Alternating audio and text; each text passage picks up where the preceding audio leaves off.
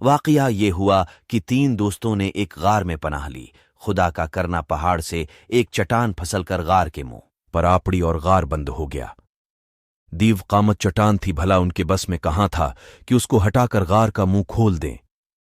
مشورہ یہ ہوا کہ اپنی زندگی کے نیک اعمال کے واسطے دے کر خدا سے دعا کی جائے، کیا عجب کہ خدا سن لے اور اس مصیبت سے نجات مل جائے۔ چنانچہ ایک نے کہا، میں جنگل میں بکریاں چرایا کرتا تھا اور اسی پر گزارا تھا میرا۔ سے واپس آتا تو سب سے پہلے اپنے بوڑھے ماں باپ کو دودھ پلاتا اور پھر اپنے بچوں کو۔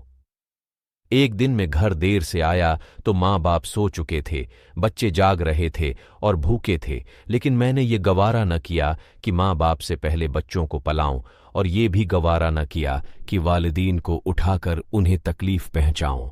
چنانچہ میں رات بھر دودھ کا پیالہ لیے ان کے سرہانے کھڑا رہا۔ بچے میرے پیروں سے چمٹ چمٹ کر روتے رہے، لیکن صبح تک اسی طرح کھڑا رہا۔ خدایا، میں نے یہ عمل خالص تیری خاطر کیا تو اس کی برکت سے غار کے منہ سے چٹان ہٹا دے۔ اور چٹان اتنی کہ اسمان نظر آنے لگا۔ دوسرے نے کہا، میں نے کچھ مزدوروں سے کام لیا اور سب کو مزدوری دے دی، لیکن ایک شخص اپنی مزدوری چھوڑ کر چلا گیا۔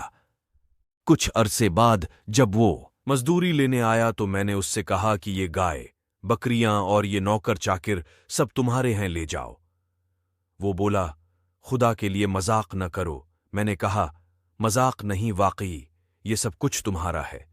تم جو رقم چھوڑ کر گئے تھے میں نے اس کو کاروبار میں لگایا، خدا نے اس میں برکت دی، اور جو کچھ تم دیکھ رہے ہو سب اسی سے حاصل ہوا ہے۔ یہ تم اطمینان کے ساتھ لے جاؤ، سب کچھ تمہارا ہے۔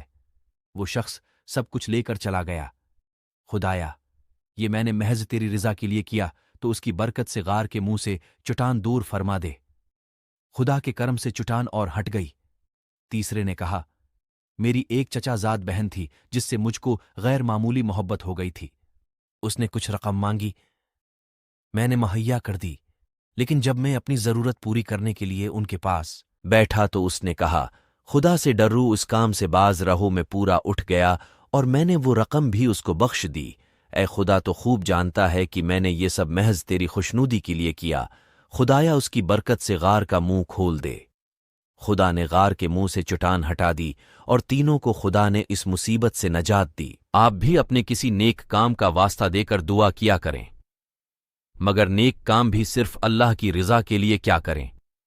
دکھاوے کے کام اللہ بھی خوب جانتا ہے اور سمجھتا ہے۔ ہماری زندگی میں دکھاوے اور نمائش کا عمل کس قدر بڑھ گیا ہے، یہ بات ہم جانتے ہیں، مگر پھر بھی دکھاوے سے باز نہیں آتے۔ اللہ ہم سب پر رحم کرے اور نیک کام کی توفیق عطا فرمائے، آمین۔